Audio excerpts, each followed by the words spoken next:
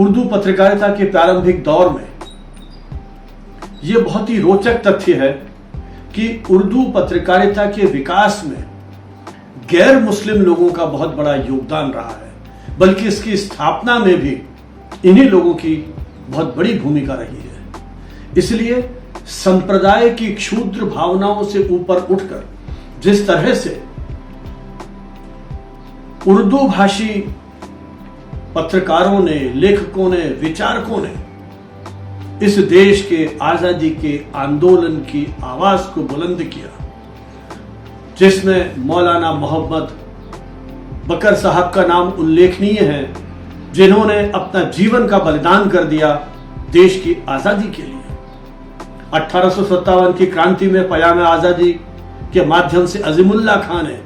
जिस तरह से आजादी की अलख जगाई, अपने आप में यह अनूठे उदाहरण है। 200 वर्षों की उर्दू पत्रकारिता की जो पूरी की पूरी एक परंपरा रही है,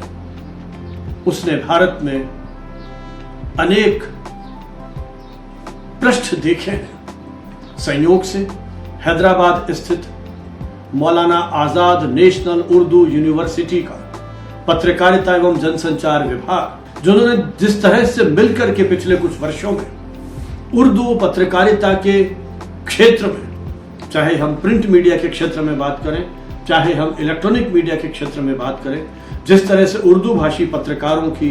एक पीढ़ी को निर्मित किया है और उर्दू पत्रकारिता के विकास में जिस तरह से योगदान दिया है, मैं पूरे विभाग के सभी साथियों को बधाई देना चाहता हूं कि उन्होंने इस 200 वर्षों की इस पूरी यात्रा को उर्दू पत्रकारिता के योगदान के शोध अनुसंधान के पक्षों पर काम करने के लिए जिस प्रकार से समारोह की शुरुआत की है, निश्चय ही उर्दू पत्रकारिता के भूले बिसरे और उपेक्षित उन ऐतिहासिक संदर्भों को इस बहाने हम देश के सामने उजागर कर पाएंगे।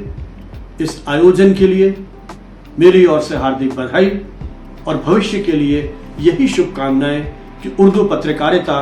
इस देश के विकास, इस देश के समाज सुधार, इस देश में राजनीतिक जागरूकता के क्षेत्र में अपना अमूल्य योगदान दे सके। बहुत बहुत शुभकामनाएं।